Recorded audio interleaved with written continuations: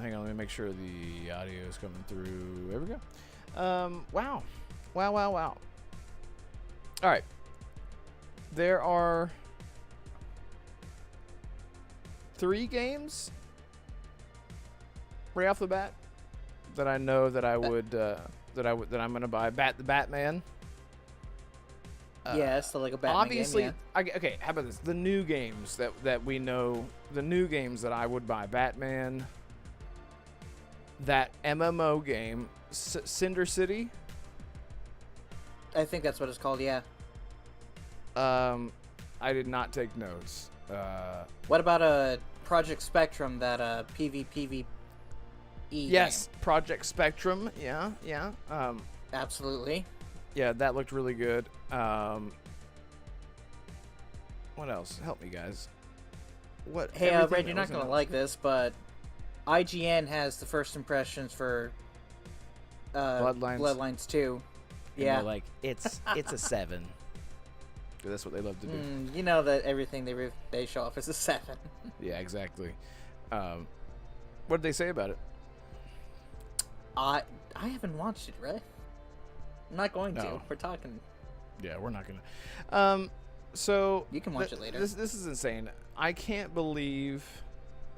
And now you've seen Bloodlines, yeah? Because I forced Arcane into playing it on a live stream. That series is really special to a lot of people because it is sort of like the definition of a cult classic game, set in the world of darkness, which is also like. So you have Vampire the Masquerade, Werewolf the Apocalypse, Hunter the Reckoning, Magic the Gathering. No, I'm just kidding. That's not part of it. But it's stuff like that. Like it's something the something. And Vampire the Masquerade was a big hit back in 2004. It was way ahead of its time, and I don't understand why we don't have a console remaster of that game. It would do gangbusters. But do you have any interest? Do you understand what the game? I mean, did you watch Arcane stream whenever he played it, the first one? I watched a little bit of it. That segment that he was in the mansion, I think is where I caught him playing it. But from my understanding, it was a first-person RPG and third person back then, so it flips had between both. the two. But the second one is only first person, which a lot of fans are pissed about. But yeah, it's a first and third semi-open world. It's like open hubbish RPG. And it was way ahead of its times in terms of just choice and consequence and character creation. It has a full-on like D&D like character sheet. It even says character sheet in the menu where you have different charisma, and if you choose to be a certain clan of vampire, whether it's Tremere all the way to like a the more ugly versions of vampire, like what are they called? Nosferatu. You literally cannot be seen in public. You have to take the sewers to travel around. Like, it was so deep and like way ahead of its time. It's insane. And again, a lot of people do play in first person. It's not the big issue, but it is an RPG, and you know how I feel about RPGs that are strictly that are immersive. Yeah. Yeah. It's why you like Red Dead 2, even though it's not an RPG, right? It still gave you an immersive feel. Like if you light a field on fire in Red Dead Redemption 2, it's gonna burn, right? Or if you shoot an NPC, you may get a sequence where the NPC's wife will come at you and go, "How could you kill my husband?" or something like that, right? Yeah, there's like an immersion that build up over time. Yeah, there's like this simulation immersion aspect to it. Immersive sim. Yeah. Oh yeah, I guess that's what it's called. Yeah, immersive sim. Just like Starfield, but I can't believe that it's coming. That's just insane. That's insane to me. What I was saying is that the reason that I feel like I'm not like worried about it, it just seems like we haven't seen anything about this game in a long time. We've only heard like some rumblings and maybe a few teases, and then and it's coming out in 2 months, and you're like, what the fuck? This is supposed to be like a comeback story for this IP, and it's just like, and here it is. It sort of just seems to me like it's more of a, we have to release it now or never. We either cancel it or we release it. Well, you have to because think about it from the publisher's point of view when you. That's what I'm when you saying. think about it. Yeah. Because they've been publishing this game for so many years, and it transferred from Paradox to the Chinese room like 2 or 3 years ago. So with that much time in development, they have to. I guess the only way that they could justify releasing it is if they cut the marketing in half. And what or was at least it? the marketing budget would be non-existent. October 21st, is that what it was? October 21st, same day as the Outer Worlds 2. No, wait. Wild, man. Outer No, Worlds 2 wait, is same day as Ninja 29th. Gaiden 4. Okay, yeah. Ninja Gaiden 4, yeah. That's just wild to me. So yeah, I could talk all day about Bloodlines, but October is just stacked, man. It's stacked even... Like, I thought adding Battlefield 6 to it would make it crack, but adding Bloodlines 2 on top of that, it's wild, pretty much man. flooded. it's flooded. Like right here, I just even like some re-releases, or sorry, not re-releases, but like spin-offs and re-releases with like Helldivers 2. So this is just Helldivers 2, Metal Gear Solid 3, Hell Is Us, Chronos, New Dawn, Dying Light the Beast, Silent Hill F, Ready or Not's already out, Bloodlines 2, Outer Worlds 2, Arc Raiders, Terminator, Final Fantasy 7, that's the another port, and Resident Evil 9 in February. That's just the games that I'm interested in. Like it's so packed. You don't want to know the list of games that I'm interested in. I bet it's because mine would probably that triple and more. yours. Yeah, I've been trying to be as frugal as I can with games because there's so much coming out. I'm like, I don't think I can afford all this. Final Fantasy Tactics, yeah, they like rebuilt that game from the ground up. I do want to give that game a try. Yeah, that's at the end of September. Yeah. Yeah, I have been holding out on buying Final Fantasy 16 because I'm like, maybe they'll announce like a third party will have like a physical copy. That's usually what happens. Yeah, so that's why I've been playing 15 to like hold myself over. And I feel like I did a disservice to Final Fantasy 15. I beat it, but I did skip cutscenes, and I've talked about this before. There's a lot of games that I played during a time in my life where I wasn't like really immersing myself in stories. I was just trying to like distract myself because life's hard sometimes. But I did not. I got a description for Legacy of the Lego Batman. Yes. Lego Batman Legacy of the Dark Knight is a brand new open-world action-adventure game, obviously Lego, that invites players to embark on Bruce Wayne's epic journey to become the hero of Gotham City, inspired by decades of Batman films, TV, comics, games, jam-packed with Batman nostalgia, DC lore, and TT Games' signature brand of fun-filled Lego humor. My first video game I ever played was Lego Batman on the Nintendo DS. That was my very, very first video game that I ever held in my hands. Yes, that was the first one. Okay. Obviously, I had Lego India and I had Lego Star Wars as well. So this coming out, like, all of Batman's, like, history in one Lego game? Oh, dude, I'm so playing this. I am all in. Like, it'll be like going back to who I was back then, because back then I was a happy child back then. This will definitely bring me back to that. Oh man, It's coming out next year. Like 2026 it's already too stacked, man. It's already too stacked. It's wild. I love that they said that they're going to be leaning into like deep cut references and stuff, just because that's how you do fan service. You trust that the fan knows references and whatnot. It's really cool. I'm really excited because it looks like it's got the Batman Arkham fighting style. It looks like it has like the Arkham like Lego. It's like the Arkham combat but Lego-fied. I'm just gonna coin that phrase now. Lego-fied. And then just to have like the Elfman score that I forgot who mentioned it in chat, like from the old school Batman Tim Burton films. Obviously the Dark Knight trilogy references, the Why So Serious, you think you're better in the dark. Like, yeah, it's just a combination of every single moments that it made so many Batman fans fall in love with the character over almost 100 years. Yeah. And it's just 80 all years jam-packed of into Batman. one Lego experience. Yeah. It's wild, man. It's wild. Noise Mofo says 3 out of 10. That's fair. I would give it a 3 out of 10. I would give it a I don't know. I would give it like a 6 out of 10 if I had to number it that way. It wasn't bad. I would give it a 7. I would give it a 7. It would have gotten a higher score from me in Red, and I really want you to actually tell me what you think. If Leon showed up. Would you have given it? No. Well, if Leon had showed up, it'd been a 7.5. But let's be real. There you go. Come on. Yeah. If Splinter Cell had shown up as the last game, would your score have been higher? God. Oh yeah. That's what I'm saying. Ubisoft was the one that did not show up this time. Yeah, that's true, man. Yeah, Ubisoft could have made a big splash there, at least with just like a teaser. The thing is, as much as I want to see Splinter Cell, one of the biggest issues that fans over the years have had is just you're showing your game too early. Like, why the hell did you announce Elder Scrolls 6?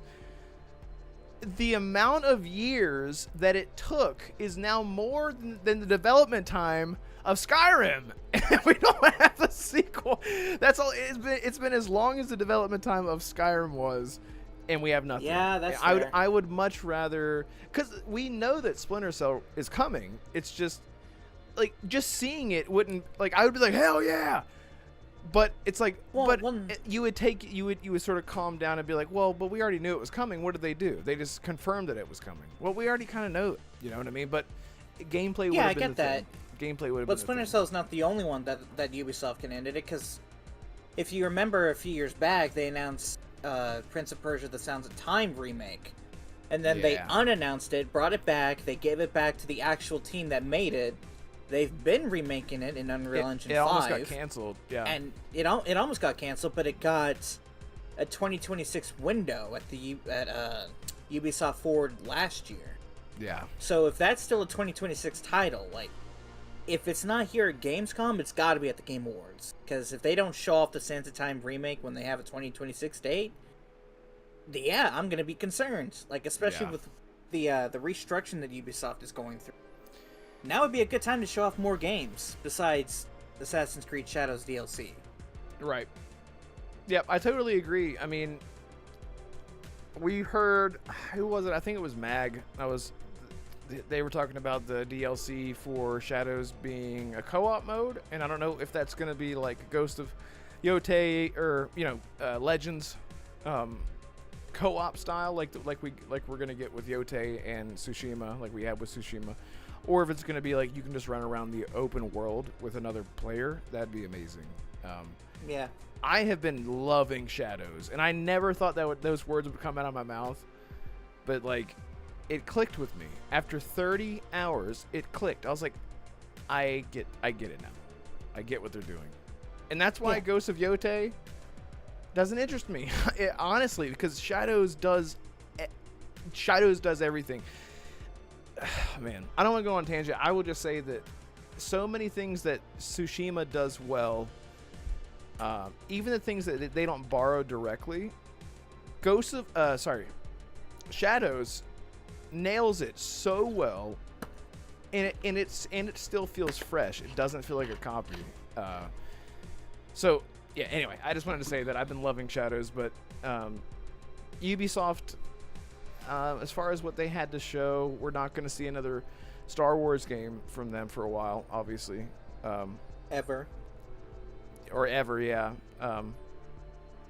Who's making the Star Wars Zero Company game? Respawn, if I recall. It is Respawn. Yeah, you're right. I about forgot. Yeah, I was going to say it's not for Axis. Respawn and 8-bit, I think. Okay. Yeah, I am so excited for that game, man. That universe fits so well for the XCOM style. Anyway, so Ubisoft wasn't there. What was your other big takeaways? So currently I'm on the PlayStation YouTube channel, because obviously that's where I go. That's where you go.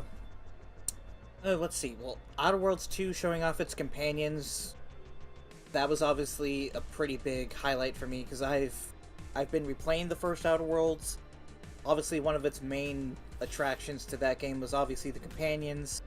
So to actually get the sequel's companions highlighted here was actually a pretty good reason to be here. A pretty good trailer. Chronos: The New Dawn showing off another trailer before launch. 2 weeks before launch, by the way.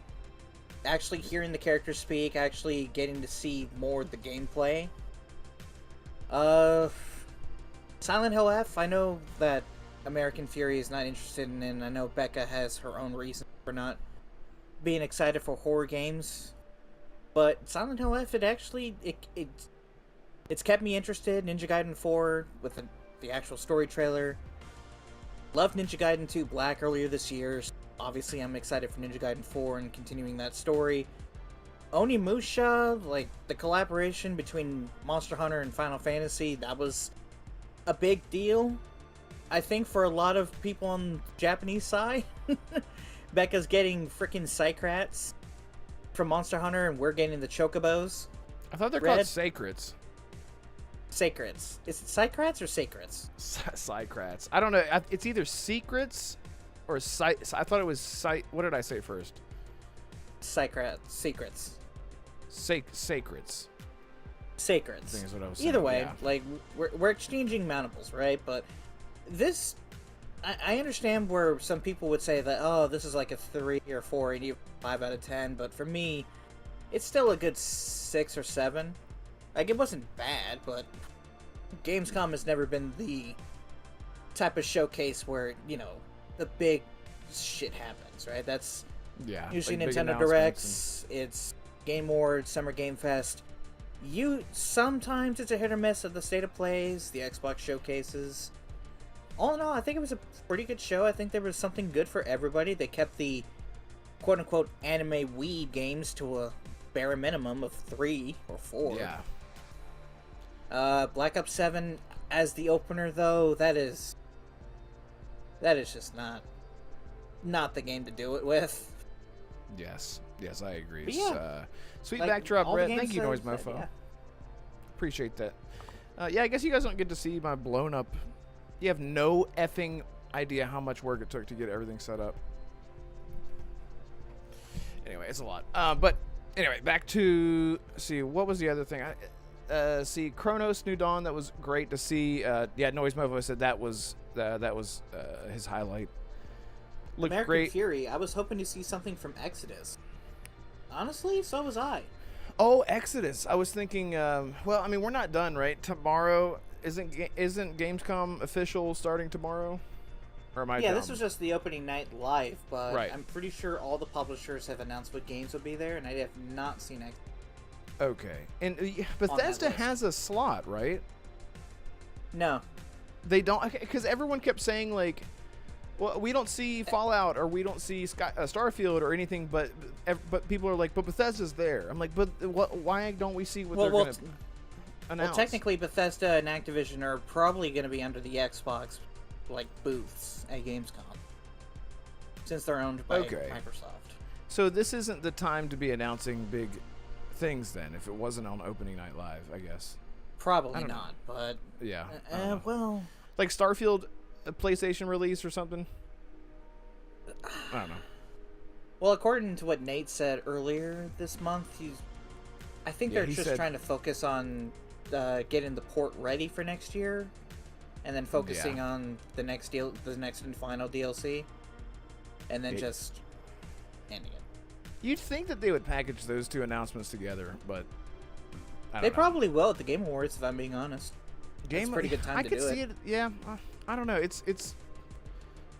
I don't know what the hell's going on with Bethesda right now, man. I mean, you gotta remember, Microsoft and Bethesda, despite what me and Damarco and the rest of the community think, like, they think that Starfield is a big deal, right?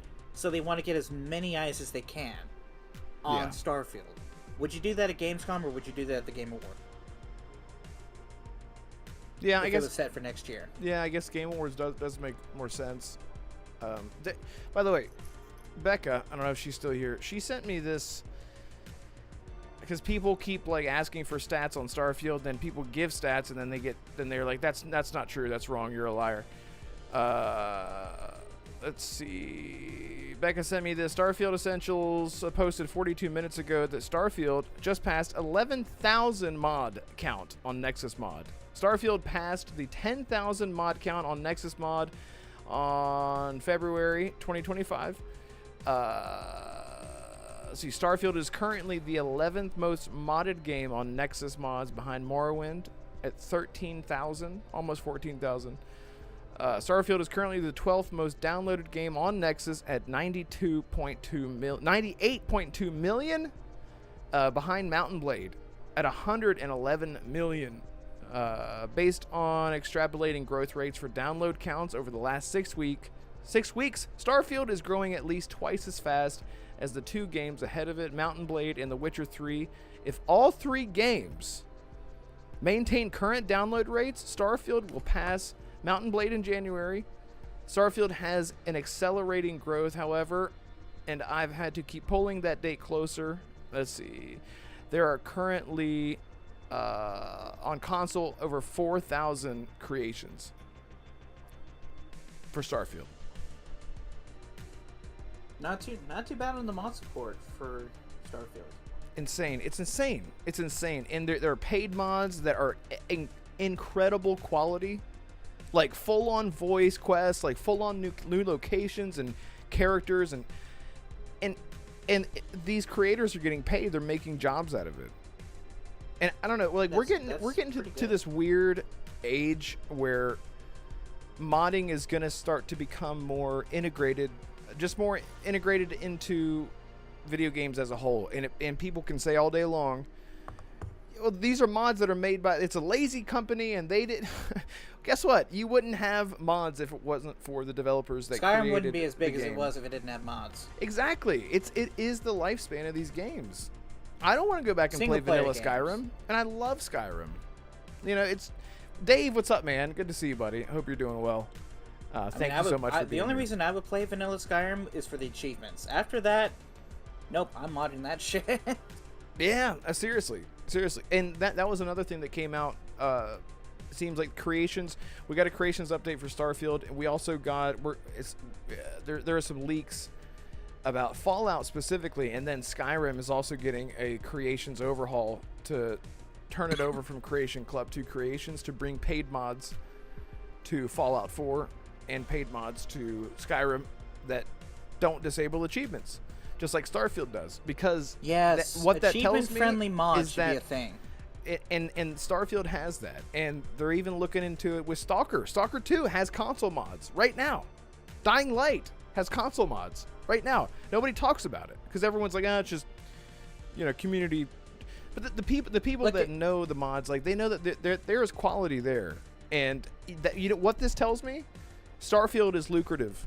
Starfield is doing a great job to set them up for, wow, paid mods can really make us a lot of money. Let's bring that over to Fallout 4. Let's bring it over to Skyrim.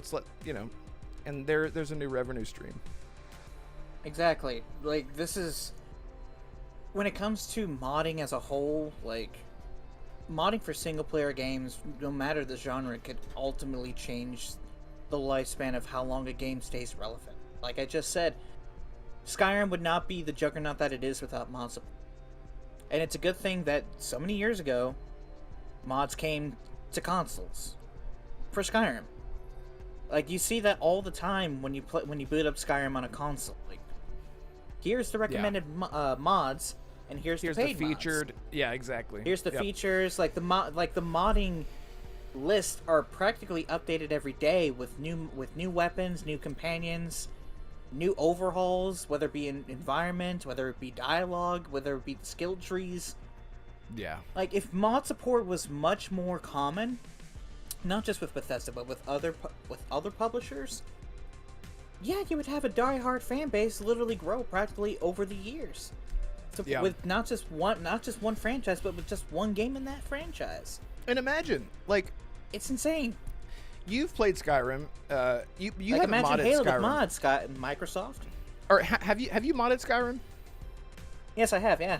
Okay. Multiple times. You know that, like, whenever you mod something that's not, Thomas the Train replacing dragons, or like, Macho Man Randy Savage replacing your Fusroda. The stuff that actually fits in the world are the reason why every time I mod Starfield with achievement-friendly mods, Bethesda make sure that they are lore-friendly first and foremost. They will not allow paid mods that are, like, ridiculous, that they don't fit into the universe.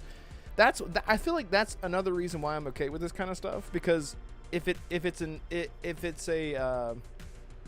a fantasy fitting, mod that fits well with Elder Scrolls, they should allow it to be. They should allow it. Friendly. Exactly. They if should. It's paid. Punk, Yeah.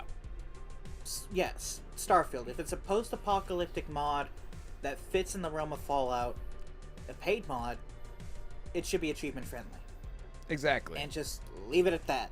If it doesn't make sense in the world, then yeah, make it non-achievement friendly. But if it is, and it makes sense, it doesn't break the lore, it doesn't do anything out of the ordinary, then fuck yeah, bring the mods over.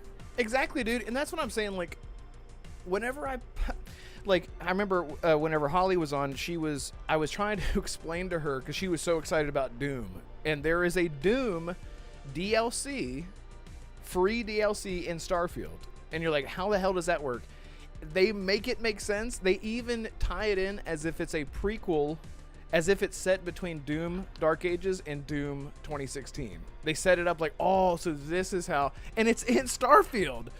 And so I remember explaining to her, she's like, but that's a mod, right? I'm like, no, it's in Creations. Okay, but isn't that where mods are?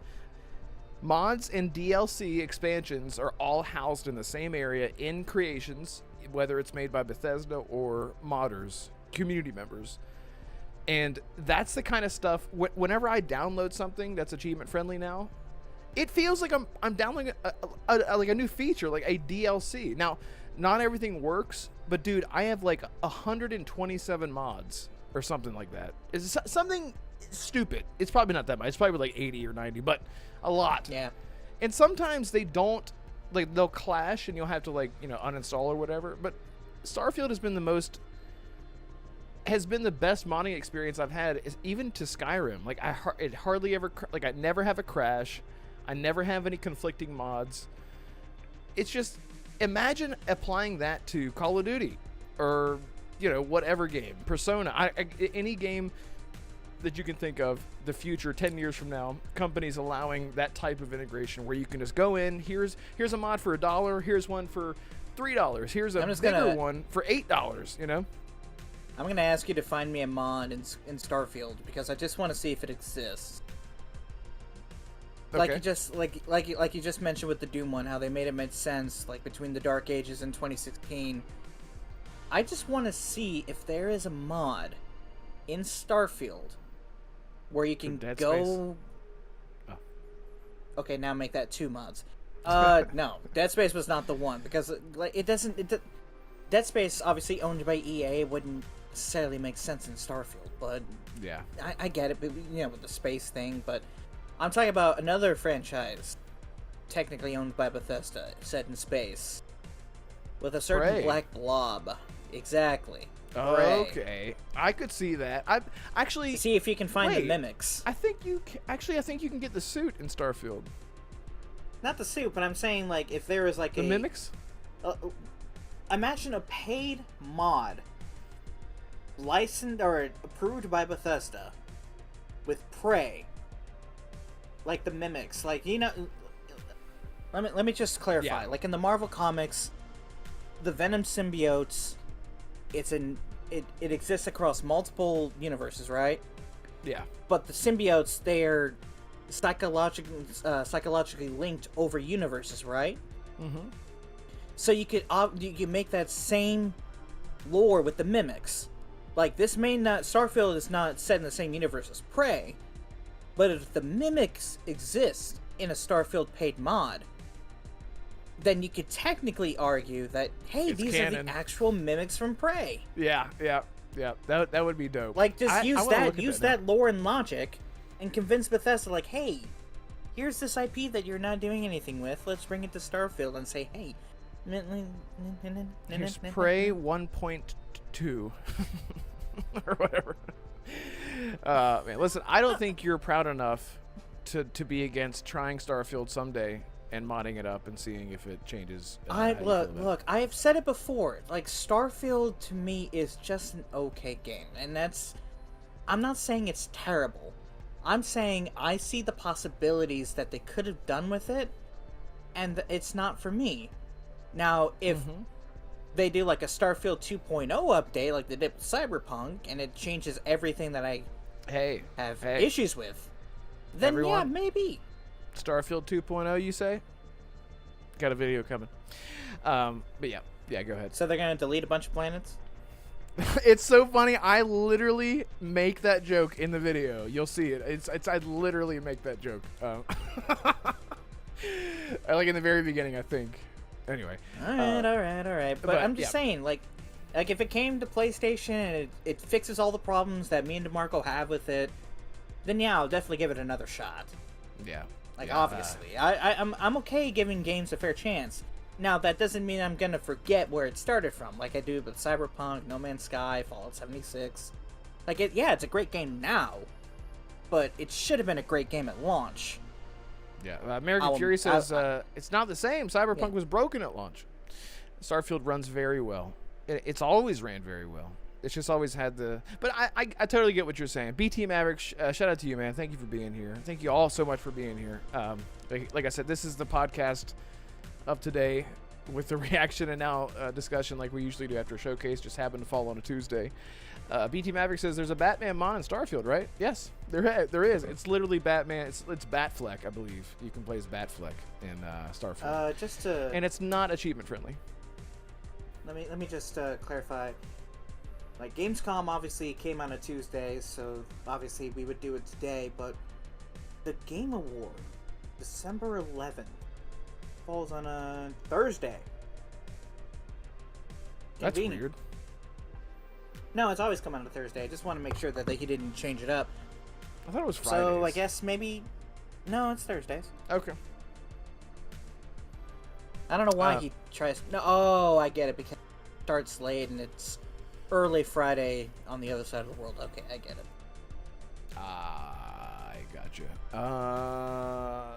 Red and Cold are releasing a big video. Yep, we are. When is that dropping? Soon. That's all I can say because Fuzzy Tomato, I have like 700 hours in Starfield. Can't wait for more content. Me too. Fuzzy, do you play on Xbox and do you mod?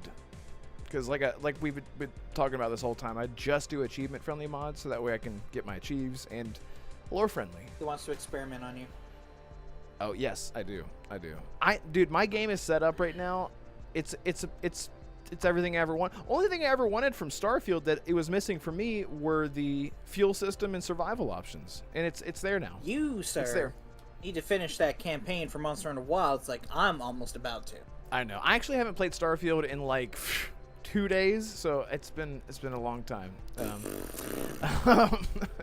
So Fuzzy Tomato, I've played most of that time on Xbox. I have a PC now. Dude, what kind of rig do you have? That's awesome. People are going over to PC. Just enjoying games everywhere. Love it. So what else? What else was there with the showcase? Well, I just want to know, like, I gotta go, I gotta go in like 5 minutes, but I want to know from the chat, from Gamescom opening at live, is there anything that you guys were surprised that you didn't see? Like, aside from Starfield, or aside from, games that were told that weren't going to be there, or Silksong. Like, that was... Team Cherry did that on purpose, like, announcing 2 hours before opening night live, like, hey, we're doing a live stream in 2 days, talking about Silksong. So obviously we're not going to be there at opening night live tonight, so... Anything from chat about what you guys were surprised that we didn't see, like me earlier with Splinter Cell, or... Yeah, that's Red, a really is there anything that you're surprised that... Is there anything besides Starfield that you're surprised that we didn't see? I don't know. I'm trying to think. Okay, let me look real quick. I have a list. I try to keep track of everything that I possibly can that's unannounced. Let me see. We saw Onimusha, so that was good. We just saw 007. I don't need to see that. We just saw Plague Tale. We just saw Stranger Than Heaven. There were some other ones like Gears of War E-Day is not the place to show. You want to show that at a Xbox showcase. State of Decay 3, Fable, same thing. Jet Set Radio, Noise Mofo, the Sega remakes. The Sega aside remakes. From Shinobi. Yeah, man, that's a really good one. Jet Set Radio. We didn't see. Oh, here's one. And I feel like every single year I feel this way. Wolf Among Us 2. Where the fuck is that game?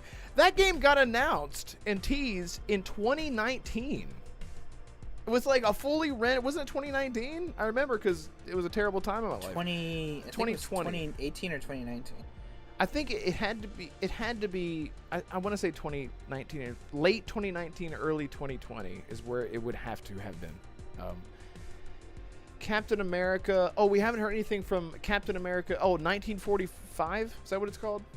Captain America 1945. I believe that's what it's called. Yeah, we didn't see anything about that either. Is that Square Enix? That is not Square Enix. That is Skydance. Skydance. Square Enix did the Avengers game. That's what I'm thinking. Yes. Which was really good, man. It was just hampered by the stupid monetization and the grindy ass. Man, I really, I beat it. I beat that game, but I would have had a lot more fun playing it with friends because it was just, it was built to be a co-op game. But yeah, Wolf Among Us 2, that was, I guess, out of all the things that I remember right off the top that aren't announced, like everything else we have release dates for. I can't really think of anything that, I'm never surprised. All right. Like we just have to go early. No, you're good. So you're good. You can just talk to the chat for a minute. Yep. I gotta go. Yep. I appreciate you showing up. I'll talk to you later, Red. I will see chat later. Goodbye. And I'm gonna have to adjust my camera later, here. So yeah. Let me see. Or maybe I don't. Oh, maybe I don't at all. I don't have to adjust anything. Look at that. Wonderful. It's just me and you. Finally, we're alone. Yeah, I can't think of anything that. Like I said, this year is so stacked. As far as things that didn't get shown, I don't know. And again, opening night live, I usually don't have too many expectations. They bring out the lists and just show us what's going to be there anyway. The Resident Evil 9 trailer that we saw tonight was actually really good, and I think really what they were aiming for with this trailer was like a tone setter. They just want to like let you know this is dark. And we're carrying on that Resident Evil trajectory from 7 to 8 and now 9. Hang on. My throat. Let me see. What y'all talking about? Tigana and the mod that makes the buggy look like Luke's Landspeeder. Yes. There's even some lore-friendly, achievement-friendly mods that change your buggy to look like hovering futuristic look. It's so fun, man. There's so many cool mods for Skyrim and Starfield and Fallout. Let's see, once they made everything free in Avengers, you enjoy it a lot more. I haven't played it in a long time, so maybe I haven't played it since that update. Oh yeah, the demo for Hell Is Us. I have it, and I started it, and it was like 1 a.m., and I'm like, what am I doing right now? So I just turned it off. I was like, I'm not even gonna. I just ran around. I walked into that shed in the very beginning of the demo, and I was like, I am too tired. But I want to go back to it, and I actually was not gonna get Hell Is Us. Like, I had it on my list about like a month ago, and I was like, it's a Souls-like, and I keep saying this over. I'm so burnt out on the Souls-like games. I'm gonna do it again. I'm like, oh, this is a Souls-like, but I'm tired of it. But this one looks different enough to where maybe I'll give it a chance. And then I'm wrong every single time, and the game whoops my ass, and I'm like, I'm not having fun. Why did I buy this? But I found out Hell Is Us has difficulty modes. It's not a Souls-like. So I put it back on my list, and I downloaded that demo. So I haven't gotten into the combat yet of Hell Is Us, but I'm really excited. Let's see, finally he's leave him alone. He's just a boy. Yeah, what else was shown? I'm trying to think. The beginning of the show, it was Lego Batman. Or no, sorry, Call of Duty Black Ops 7 co-op. That was the thing that really got me. Was the co-op for Call of Duty 7, the campaign. Look at the success of Helldivers 2. Look how well that game did. It's a PvE focused. I don't think is there any PvP in Helldivers 2? I don't think there is. And it succeeded so well. People just want to play together. Zombies, Black Ops Zombies have always done very well. But I'm just glad to see that more PvE options are coming to bigger titles. Lean into that, man. Like, Fortnite. It's insane to me. It's insane to me that Fortnite, you can't even play. If anyone remembers whenever Fortnite released, it was a zombie survival crafting game. I'm not kidding. That's what Fortnite was. And then they completely ditched it once they started making trillions of dollars in Battle Royale. They scrapped that mode. Why not just at least have the option to have that in the game? It's insane. It's insane to me. A little disappointed in Hell Is Us. You like it though, Fury. Okay. Hopes were too high, but still fun. Yeah, I've heard Hell Is Us. It seems like they seem really proud. I watched the trailer where the developers are talking about how they're so proud that they've made this experience very intentionally not holding your hand. They want you to look around. They want you to figure things out for yourself.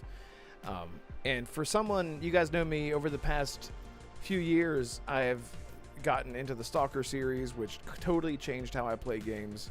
Turning off the HUD in games, like it's literally changed the way that I play games.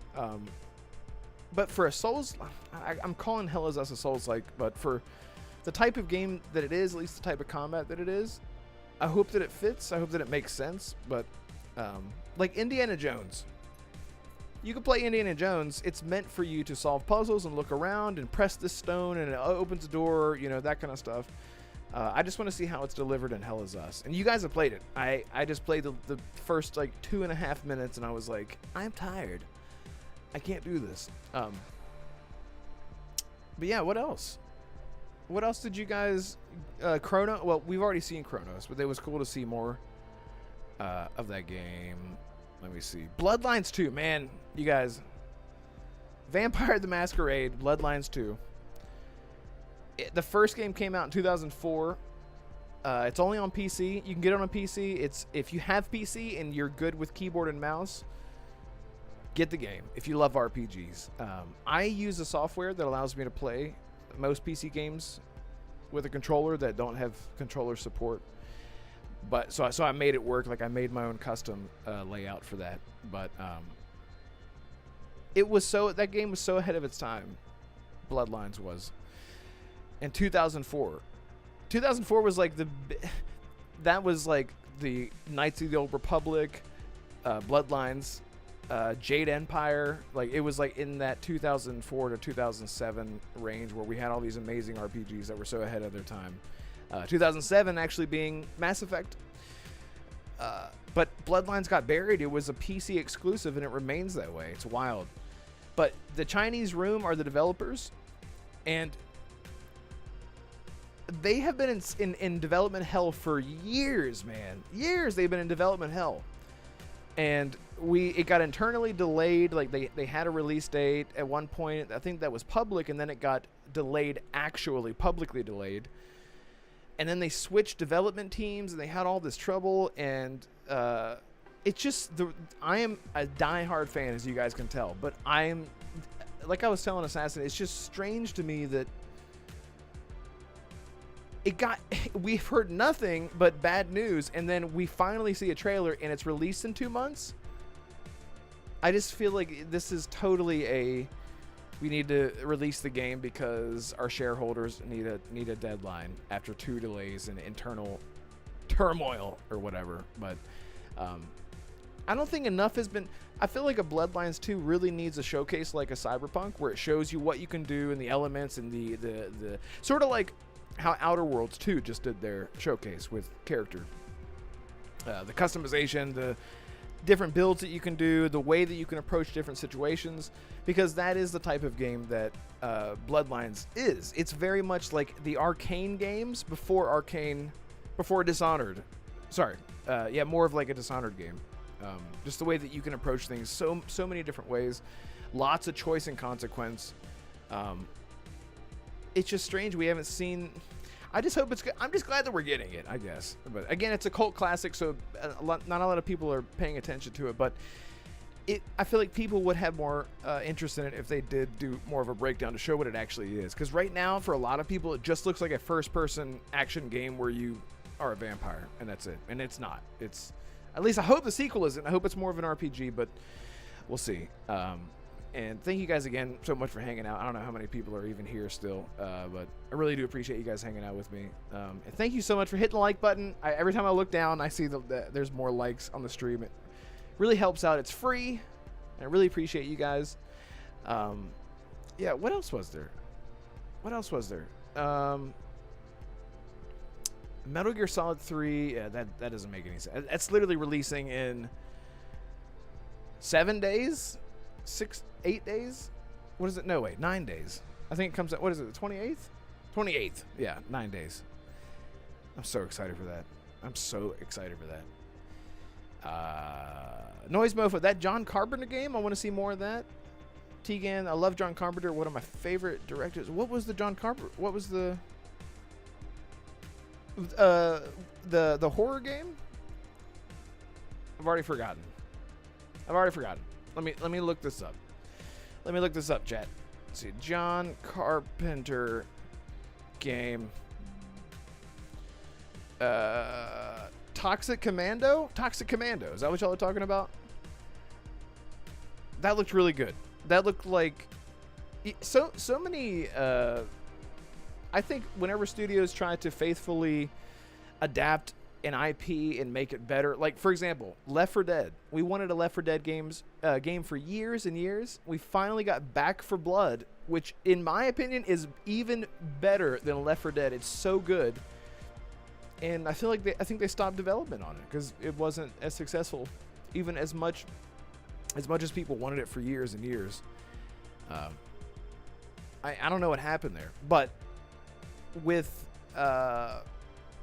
this Toxic Commando game, it's like they're doing the sequel to Back 4 Blood after Left 4 Dead. It's not the same team or anything, but it just feels like they were trying to catch that vibe while also being different. It looks really interesting. Looks really, really good. Zombie survival game. Max said yesterday it's amazing. Did he play it? Okay. Okay. He's not. His name is not attached, but his name. It's sort of like Tom Clancy. It's like Tom Clancy created the world of Splinter Cell and Division, but he didn't write this. He has nothing to do with this game. It's just a world that he created. What is the world that John Carpenter created for this Toxic Commando? Is it a movie? Is it a book? It's probably a book. Everything's a book.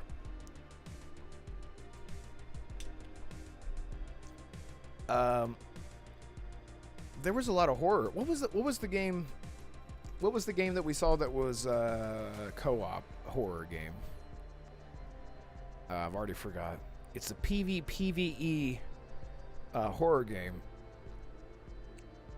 I remember I think the first horror game that I ever played that was co-op was Doom 3, if you can remember that. Doom 3 from 2000, probably 2004. Like, because we're talking about 2004 games. It was terrifying, and it was amazing. It's just such a unique combination to have horror and co-op. Dead Space 3, for as much as people want to hate on that game, I didn't play that game single player. I've never played Dead Space 3 single player. I have played it multiple times with a good friend of mine, all the way through. It's the best co-op experience that I've ever had, was playing Dead Space 3. And I feel like without the co-op, I would have had the same feeling that a lot of people had they played it single player like they did with Dead Space 1 and 2. But it's incredible. It's incredible. If anyone if you've never played Dead Space 3 co-op, just go in spoiler free. You can get on. I'm pretty sure it's on EA Play. If you have Game Pass, you might be able to play it for free. But it's incredible. Like, I would start seeing things and shooting and screaming for my friend to help me, and he looks over at me. He's like, "What's wrong with you? What are you seeing?" I'm like, "Do you not see it?" Guys, it's so good. It's so good. And then EA. My God, Visceral Games got shut down. God, it's wild. It's a new IP. Carpenter hasn't directed anything called Toxic. Oh. I don't know, man. I don't know where it's from. Yeah, man, I can't believe that we're not gonna get a. I can't believe that we're not gonna get a Dead Space 2 remake. It's just like what I was talking about with Left 4 Dead. Like, okay, how about it? People have been screaming, screaming for years, wanting a, oh shit, it just like totally escaped my brain. Half-Life. They want Half-Life 3. And Gabe Newell of Valve has said for years, there's not going to be a Half-Life 3 anytime soon, and we don't know if we will ever do one, because the amount of hype has already exceeded the level of expectation. Like, we can't meet those expectations with the amount of hype that there is. Like, people are just expecting the sun and the stars and the moon and whatever. We can't deliver that. So they gave us a little spin-off with Half-Life Alyx, which is a VR. It's so weird. But Back 4 Blood didn't do as well as they needed it to be. And as much as people wanted another Dead Space game, we got the remake that was almost like from a ground-up remake. It took the skeleton and everything that made it great, and they just added stuff that didn't need to be added into Dead Space Remake. Like the Metroidvania aspect where you can go back. They didn't need to do any of that. And it didn't sell well enough. It's wild, man. It's insane to me. I hate seeing that, because like I'm super excited about remakes and sequels that Bloodlines 2. It's been 21 years since the first game released. 21 years. And here it is. It's out, it's got a release date. It's going to come out. And I do not think it's going to do well. I don't think it's going to do well, because it's so niche, and it's a cult classic. I don't know, man. I hope that these people want it, but it's almost like a vocal minority that's a very positive vocal minority, I think, is what it is. Yeah, I don't know. I want more. Make us whole, Isaac. Yeah, exactly. Turn it off. Turn it. Yeah, I get you. Noise Mofo, what's the bright light behind you? Don't know if it suits the room, but loving the new threads. I appreciate it. The bright light behind me is simply one of those playlists on YouTube that you have soft music playing, and it's got see, I just turned it off. There's YouTube behind me. And we're going to go on ahead and turn it on over to the other one, because I had one that worked really, really well. Trying to find it. Hang on. There it is. There we go. All right. That's a lot better. That's actually the one that I used to have. It's a Cyberpunk city, like the one in front of me here. But yeah, what else? What else were you guys excited to see? I can't think of anything right off the top of my head. I could look up a list. Maybe I should look up a list of opening night live 2025 games. They showed a lot of anime games, like back to back. And of course, I can't remember any of those names of those games. Let's see. Opening night live. Let me see if I can find it here. Nah, I don't really have a solid list that I can find. Or maybe I do. Let me see here. Yeah, I don't really have a solid list. But anyway. Wait a minute. No podcast tonight. Yeah, this is the podcast, because if we were to have done a podcast, I would have been sitting here for, let me see, 2, 3, 4, 5, 6, about 6 hours is how long I would have been sitting here for. So yeah, this is the podcast tonight. And I'll add a timestamp from the showcase until the discussion starts. That way anyone who missed this will just start where the showcase ends, and Assassin and I talk about what we saw. And I'm sure things are going to develop over the week, so there's going to be a lot of news to come out that we can talk about next week as well. I've been so busy lately with real life stuff. It's why this channel has had hardly any content at all, because I've been so busy, and I'm finally caught up. Like I said, doing a big video. It's going to come out soon. Worked so hard on that video. Really excited for it, and that'll sort of be like a soft reboot for the channel where I'll start covering everything as much as I can. Even doing little update videos that are like 1 to 2 minutes long. Just anything for the channel. The podcast, Brewhood, it's good to see you, man. I appreciate you being here. But the podcast, if you run a YouTube channel, you will see that live streams and podcasts kill your channel. They are really harmful unless you're a podcast centric channel. Like, I've seen, there's so many great creators out there, content creators, that are they're just a podcast centric channel, and people show up because that's what it is. The algorithm wants you to be that once you establish yourself as such. Web Dave is a great example. He's such a great member of the community. He is a very, very podcast and interview centric channel, and he does great. His channel is bigger than mine. I mean, he's done like 1,000 podcasts.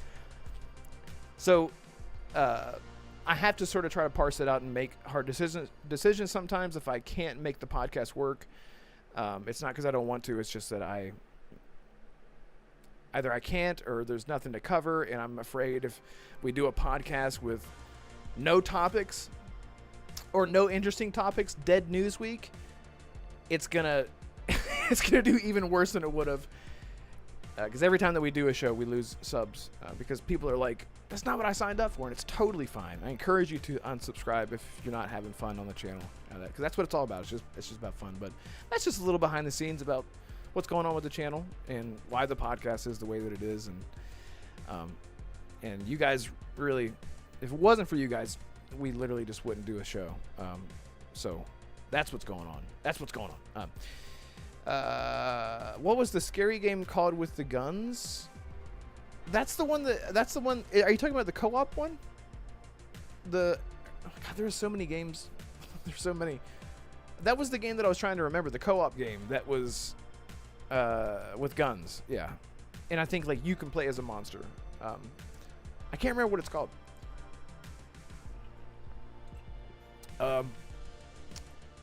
Noise Mofo, haven't been here much lately, but I hope life's improved greatly for you, brother. Thank you so much. It really, really means a lot. And you as well. Yeah, it's gotten a lot better, a lot less hectic. Let's see. Tegan, that's why I want to do more live shows, but I suck at it. Nah, man, you can go back to the very first episode of this podcast and you can say the same thing. I suck at it.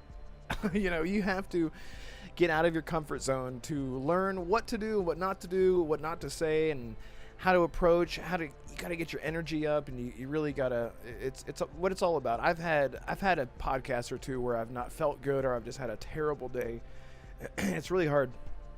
That is a hard part for me doing podcasts, is keeping the energy up whenever I'm not actually happy and I'm pretending. Not really. Well, you guys know what I mean. Sometimes you just don't want to be in a good mood. You just want to shut down, hold it all in, bottle it up, because that's healthy. So don't be discouraged, man. Definitely try it. Just do it. Just do it. Just do it. Because if you don't do it, it's worse. It's worse than doing nothing, and that's what I can say about that. BT, definitely see ACG with these issues, all as well with reviews and podcasts.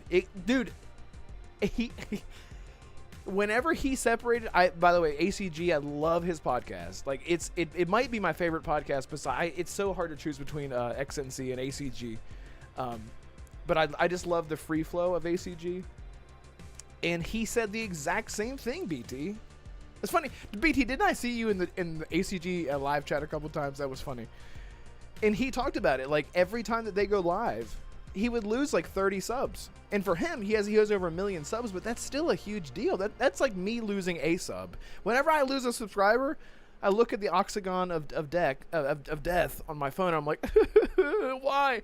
Yeah, because you feel like you're moving backwards. You put all this time and effort into content creation, and then you jump on and do a live show, and everyone's happy to see you, and you want to make people feel good and laugh and whatever, and they're like, unsubscribe. You're like, fuck. Yeah, I get it. It's a real thing. It's a real thing. And hopefully I never have to do that. Like, it's something that I hope I never have to do. But let's see, Tegan. I just do it through the browser. I don't have the proper setup. And OBS. Yeah, OBS took a long time for me to learn, man. So don't feel bad about that. And Jaffe's chat. Yeah, that's right. That's right. I was like, why am I here? Yeah, that was wild. David Jaffe. He's a character, man. He's a character. But yeah, I don't know what else to talk about, guys. This is I never do a solo podcast, but I don't know. Maybe I could do more of these. I have. If you guys, you go check out Damarco in the link in the description if you haven't already. He does solo shows sometimes now. Mostly Holly is actually his co-host now, so go check them out. But sometimes he does a solo show, and I don't know how the hell he holds it together as a one-man band, but he does such a great job. He does such a great job. Let's see here. I had one more thing that I wanted to bring up, and I already forgot about it. That was shown. No, see, we saw Onimusha before. I don't know. Did you guys hear about this? I'll have to find it. There is internal murmurs that Fable is not looking good, that the team expects it to be a 5 out of 10, but they're still going to work on a sequel. Did you guys see that? I don't believe it. Doesn't make any sense to me. Where's the ROG news? I thought didn't we get the official prices for the ROG Ally, the Xbox handheld? I mean, I thought it was like a 700 for one and 1,000 for another. Or maybe I'm confusing UK prices, because that's different. I don't know. Yeah, I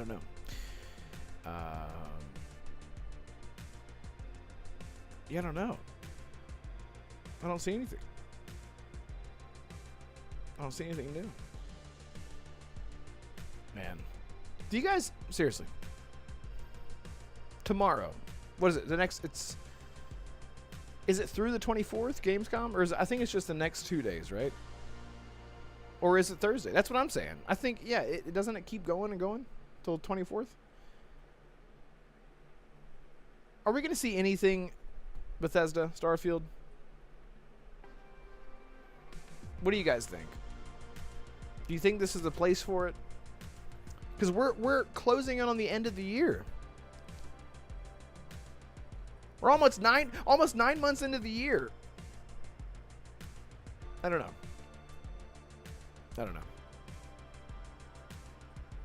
Because if not now, then, like Assassin was saying, Game Awards. How could that team? What is it? How could that team put up a 5? Oh, sorry. Yeah. Yes, you mean how could that team make a 5 out of? Totally agree. It's Playground Games.